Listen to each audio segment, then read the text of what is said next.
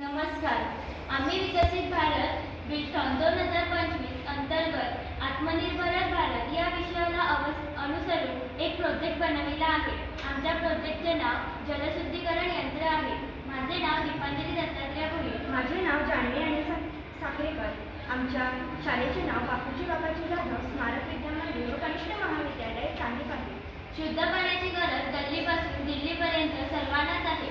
ग्रामीण भागात तर फारच कठीण परिस्थिती आहे.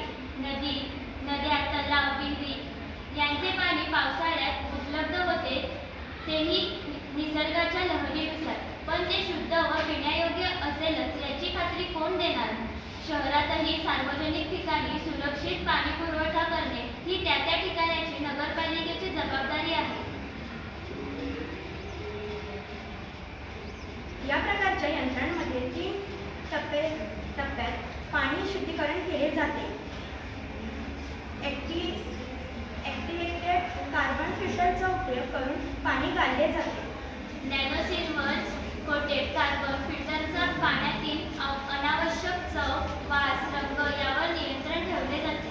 अल्ट्राव्हायोलेटचे खूप ताकद असलेले UV दिवे वापरून पाण्यातील जंतू व विषाणू यांना मारून दिव्यांची शक्ती संपली की एक धोकादायक सूचना देणारी घंटासारखी व्यवस्था यात अंतर्भूत आहे. फायदे: UV चेंबरमध्ये रेडिएटच्या सहाय्याने सूक्ष्म जीवाणू, विषाणू मारले जाऊन त्याची पुनर्निर्माण शक्ती नष्ट केली जाते.